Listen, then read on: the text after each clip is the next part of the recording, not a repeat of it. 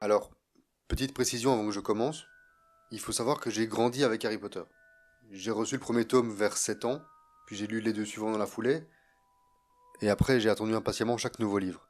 Et découvrir le premier volet en salle à 10 ans, ça reste encore un de mes meilleurs souvenirs ciné. Même si sur les Wii films il y en a que j'aime moins, c'est une saga que je revois toujours avec autant de plaisir.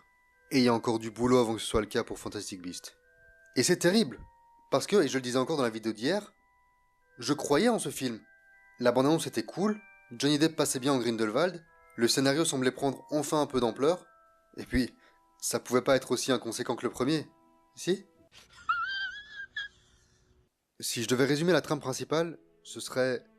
Grindelwald s'échappe dans une scène d'introduction qui aurait pu être cool mais qui bien sûr se passe de nuit et sous la pluie, typique, puis se rend à Paris pour retrouver Credence. Pendant ce temps-là, Newt est envoyé par Dumbledore pour intervenir.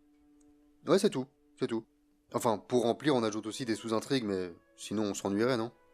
J'ai beau chercher, je trouve pas beaucoup de points positifs à ce Fantastic Beasts 2, qui accentue les défauts du premier tout en délaissant ce qui lui donnait encore un minimum de charme. Comme le côté émerveillement devant ces fameux animaux fantastiques, ici totalement inutilisés ou alors ajoutés sans aucune délicatesse, servant de tuyau scénaristique, ou le fait que, bien qu'on sentait que le premier film était une mise en place pour les 4 suivants, il pouvait se suffire à lui-même et semblait vouloir exister loin de Harry Potter, évitant par exemple le name dropping facile. Tout ça est oublié ici. On relocalise l'intrigue en Europe, surtout à Paris mais également à Londres, et on introduit par exemple Dumbledore, Lily Strange, Nicolas Flamel, et on nous ramène aussi à Poudlard. En 1927, donc le présent du film, mais aussi durant la jeunesse de Newt, lors d'un flashback inutile mais, il faut bien l'avouer, efficace. Efficace tout simplement parce qu'on retrouve un peu de cette magie initiale qui manque cruellement ici, et ça fait du bien. Et c'est là qu'est le problème en fait. Parce que ce genre de détail devrait être un plus. Ce genre de fanservice devrait être discret. Ici, ils deviennent les éléments les plus intéressants, parce qu'on les connaît, et qu'ils viennent d'une époque où on en avait encore quelque chose à foutre. Parce que la petite bande de Newt est de retour, et ne s'est pas améliorée, loin de là. Eddie Redmayne est toujours aussi malaisant au rôle principal, Catherine Waterston ne sert à rien, et le duo Queenie-Jacob, mignon dans le premier, est ici à la fois la plus grosse source comique du film, qui n'est pas comique, mais il a aussi droit à un arc narratif trop complexe pour être bien traité dans un film aussi dense. Parce que le traitement du scénario...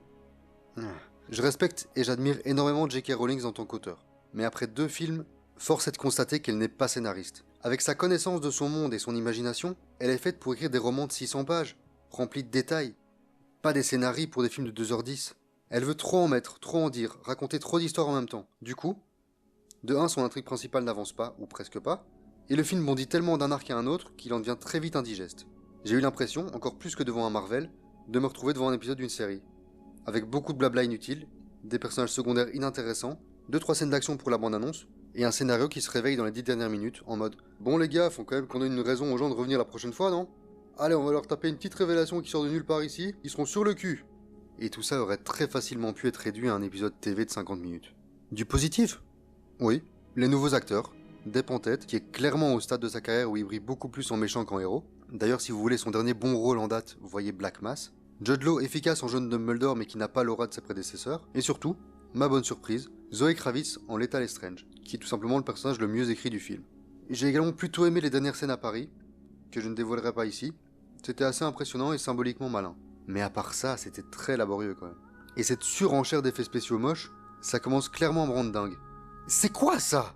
Mais bon, il reste 3 films, qui répondront sûrement à toutes les questions soulevées par cet opus. Ah, et pas des questions dont on est super impatient d'avoir les réponses, hein. Non, plutôt des questions du style « Oui, mais ça n'a aucun sens, comment tu vas nous l'expliquer ?»